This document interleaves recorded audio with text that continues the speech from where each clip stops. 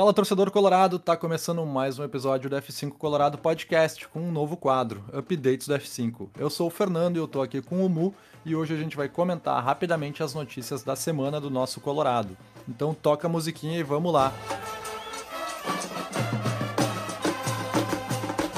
Então, Mu, a janela de transferências dos estaduais se encerrou no último dia 11 de abril e o Inter não trouxe nenhum jogador pro time titular. O Mazuco falou que confia no grupo e entende que na próxima janela, por ser internacional, terão mais jogadores especulados no clube, né? O que tu acha desse movimento do Inter de não trazer nenhum jogador pra agora? Então, o padrão de contratação do Inter hoje tá bem claro, né? De contratar jogadores com potencial de desenvolvimento e depois revenda. Nessa janela, o Inter trouxe dois nomes que são interessantes para o futuro, né? O Leandro Cauã e o Ian Guilherme. Inicialmente chegam para o time sub-20, mas o Ian Guilherme, por exemplo, já tá já tá inscrito na Libertadores. Então é um jogador que pode, daqui a pouco, figurar no elenco profissional. Então eu não diria nem que o Inter não trouxe jogadores, mas tem um padrão de contratação bem definido, assim, pela direção, pelo Mazuco, de buscar esses jogadores em ascensão. O Leandro Cauã e o Ian Guilherme, eles estavam atuando pelo profissional dos seus times, mas quando chegam no Inter, eles vão pra base. Porque o Mazuco também falou que não tinha motivo, né, trazer um lateral agora, por exemplo, porque daqui a pouco já tá o Bruno Gomes voltando, o Aguirre tá num momento muito bom. Eu acho que o elenco ele vai ter reforços caseiros, né? Essa expressão que vem sendo utilizado bastante, tanto na zaga com a volta do Mercado, quanto na lateral com a volta do Bruno Gomes. E a gente já tá vendo a diferença nos últimos jogos, né? Com o Tabata voltando de lesão, então já fazendo uma diferença ali na ponta direita. Então acho que o Inter tem um elenco muito forte, né? A gente já vem conversando isso há bastante tempo. Se não tivesse um elenco forte, não estaria 17 partidas já invicto. E uma coisa que a gente tem que ressaltar aí também é o trabalho do D'Alessandro e do Pablo É Fernandes ali verdade. nessa transição. O Dali e o Pablo Fernandes, eles estão com um plano individual, né, para os jogadores da base já treinarem no modelo de jogo do Roger Machado para quando subirem pro profissional já ter uma adaptação mais rápida com as ideias do treinador, né? Esse é um modelo bem interessante, essa proposta do D'Alessandro, e acredito que isso vai auxiliar muito tanto os jogadores quanto o próprio grupo, né? Porque vai ser uma adaptação mais rápida. Temos também o assunto das renovações, né? O Roger Machado renovou até 2026 o contrato, até o final da gestão do Alessandro Barcelos, né? E acho que foi uma boa renovação, né? Uma valorização agora, inclusive estavam rolando alguns papos sobre seleção brasileira e tudo mais, porque o trabalho do Roger vem sendo muito positivo, né? Então, acho que foi um movimento muito bom do Internacional de renovar o contrato agora e valorizar o treinador. Eu concordo, eu acho que o papo de seleção brasileira é muito mais uma coisa daqui do que realmente ser um nome cogitado, que eu acho que ele ainda é considerado pelo Brasil um técnico emergente, mas que, cara, eu acho que o Barcelos está acertando nesse movimento. Ele teve dificuldades em acertar a mão na contratação do técnico e talvez no nome que pelo menos eu menos tinha acreditado na contratação, ele acerta, né? E o Roger vem entregando bons números, quebrou um tabu já de não sei quantos anos com o título gaúcho e merece essa renovação, né? E aí muita gente questionou e publicou ali no nosso perfil no Instagram, F5 Colorado, sobre por que só, entre aspas, só até o final de 2026. E bem como tu comentou, mas só para reforçar, é porque termina a gestão Barcelos ali e a ideia é que não deixe É verdade, isso é algo contratos que vem acontecendo pendurados para a bastante no próxima Inter, gestão. né? Alguns contratos mais longos ali que a gestão futura tinha que resolver, né? No fim. Isso é importante para o planejamento de uma. Vamos se muda, por exemplo, uma gestão, eles vão vir com sua visão de futebol e talvez o técnico não encaixe. Então, ter essa possibilidade de renegociar com o Roger ou então trazer um outro nome. Bom, aproveitando que a gente tá falando de renovações, também o Vitinho, o Rohel e o Natan, eles têm contrato somente até metade do ano, né? E tem rolado alguns comentários também de que o Internacional estaria analisando as situações desses jogadores para aí definir se vai renovar ou não, né? Principalmente o Vitinho, eu acho que é o jogador que tem mais chance de acabar ficando aqui no Inter, porque a tendência é que a normativa da FIFA seja estendida, né? E ele consiga renovar de graça até o fim do ano. Seria bem importante, né? O Vitinho, ele tem se mostrado um jogador muito importante pro elenco, né? Ele não é um jogador que vai ser a estrela do time, mas ele é muito útil, assim. Ele é um jogador que tem uma intensidade ali, ele ataca os espaços, bem como o Roger gosta. E também sabe cumprir as funções táticas que o próprio esquema exige, né? De marcação, ele tem essa característica. Inclusive, né, ele nesse ímpeto de marcar, ele devia ter sido expulso no último jogo, e por sorte o árbitro era ruim, né? Mas isso aí depois a gente fala mais. Sobre o Roger e o Natan, a gente não vê uma movimentação ainda para a permanência desses jogadores, né? E acredito que os dois acabem saindo no meio do ano. Pois é, o Roger é assim, é um nome que é ou amam ou odeiam, né? Porque as pessoas que gostam de um zagueiro mais estabanado, mais zagueiro mesmo, Mais rebatedor, rústico. é mais rústico, mais bruto, eles até tipo, eles gostam do Rohel. Eu vejo gente desde o ano passado que elogia o Rohel e tal. Mas a gente tem que lembrar que vai ter o reforço caseiro, né? No segundo semestre, o mercado já deve estar de volta no grupo.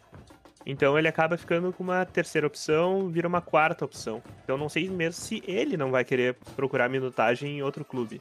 E o Natan, cara, não sei a que veio, assim, mas se treina bem, pode ficar aí, é um jogador que é barato e a princípio ele não reclama, não se mete em confusão, então deixa ali, né? O Natan é uma incógnita, né? A gente viu muito pouco dele. Eu acho que eu vi alguns minutos do Natan só contra o São José, no Estádio do Vale, se eu não me engano, e foi só, né? Foi só o que a gente viu do Natan, que tá aí desde o ano passado. O Natan... Cara, o Natan, naqueles poucos minutos, me pareceu apanhar da bola, mas a gente tava no estádio, né? Então a gente tem um pouco de uma visão um pouco diferente do que aparece na televisão. Ele me pareceu apanhar da bola ali no jogo contra o São José. Mas, cara, aquilo ali era um gramado muito ruim, era um jogo muito truncado. Então não dá pra levar em consideração. Ele precisaria ter uma amostragem. Mas se ele não teve a amostragem agora, significa que ele, né, o Roger entende de lateral, né? E se ele não tá jogando, acho que se ficar ou não, meio que tanto faz.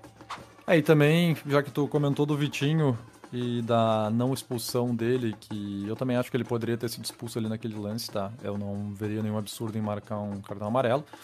Temos o lance do pênalti não marcado no Rohel contra o Fortaleza e o áudio do VAR, que fala que o Davi Luiz pega primeiro na bola antes de pegar na cabeça do zagueiro colorado, né?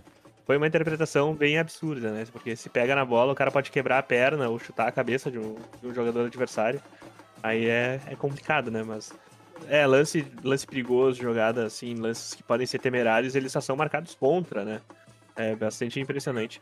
Mas, cara, é como o Barcelos falou, assim, a CBF precisa ter clareza nas decisões dela. E o árbitro, ele não só errou nesse lance, na nossa opinião, né, como torcedores, ele só não errou nesse lance, como ele errou também em não ter expulsado o Vitinho, porque era uma falta para amarelo. Então ele já tinha devia ter tomado o segundo. Então ele erra nos dois lances capitais do jogo. Até o próprio Davi Luiz, né? Cometendo essa infração aí que seria um pênalti, ele também deveria ter tomado o segundo amarelo e, consequentemente, ter sido expulso também, né?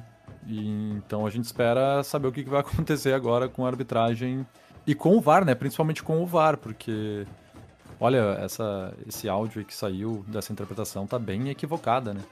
E eu complemento, né? Porque se for realmente o que o Edinaldo propôs, que sempre que tiver um lance crítico errado vai afastar os árbitros, até o final do campeonato não vai mais ter arbitragem, né? Não vai ter arbitragem nem CBF, nem FIFA disponível. Porque toda rodada tem pelo menos 2 ou 3 lances que são alvos de críticas, né? E quarta-feira, dia 16, o Inter joga em casa pelo Campeonato Brasileiro com o Palmeiras, né, Mu? Vamos ter os retornos aí do Fernando, do Bruno Henrique e do Alan Patrick, que nem viajaram para Fortaleza, acabaram sendo poupados e ficaram em Porto Alegre. Além do Bernabei também, que ficou no banco de reservas. E temos um bom retorno também, que é o do Bruno Tabata, né? Ele fez uma partida interessante, é a segunda dele depois da volta da lesão. teve uma movimentação muito boa e tem a tendência de que ele possa acabar sendo titular, né? Considerando que o Carboneiro saiu lesionado. A volta desses 3 jogadores principais, que é o Fernando, o Bruno Henrique e o Alan Patrick, eles são realmente a espinha dorsal do Inter, sabe? São os 3 jogadores que fazem o meio e levam a bola pra frente. Acho que quem comentou muito bem isso até foi o Baldasso. E a volta deles é essencial, assim, pro time poder alcançar um outro patamar, sabe? Acho que o elenco é forte, mas são 3 jogadores que fariam falta em qualquer grupo.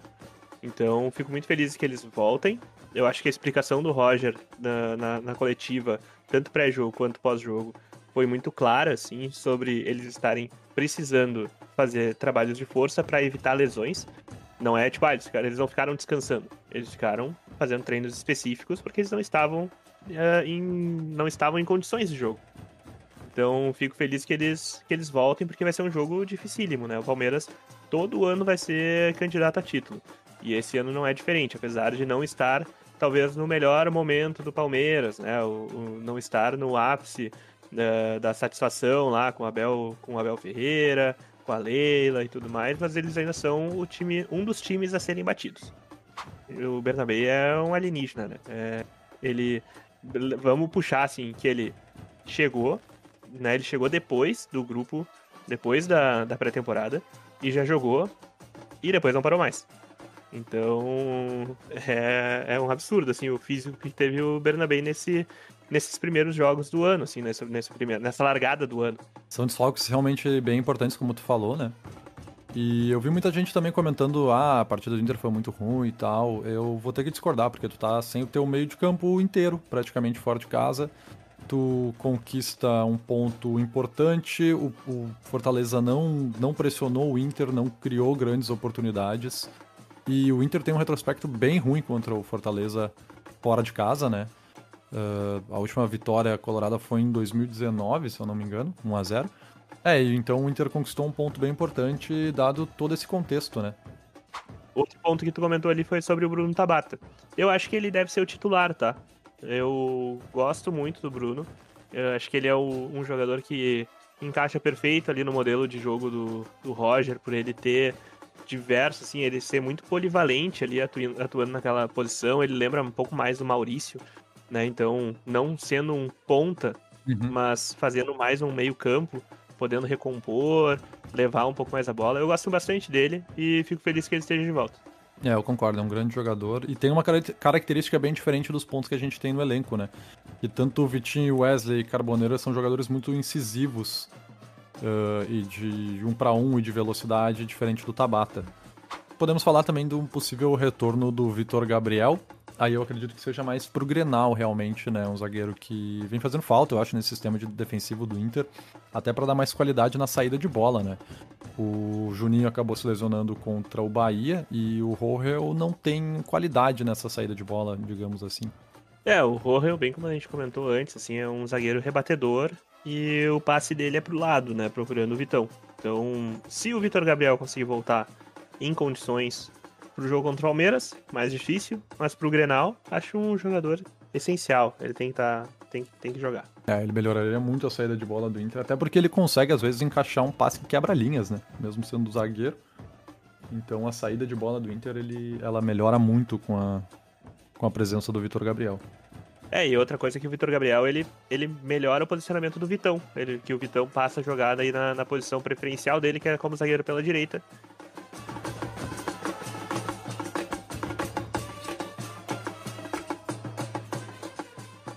Esse foi o Updates com F5, que conta com o apoio da Dali Inter, a operadora de telefonia móvel oficial do Esporte Clube Internacional. Quarta-feira, 16 de abril, tem Inter e Palmeiras no Beira-Rio, às 19h30, e a torcida colorada está convocada a comparecer em peso. Vamos!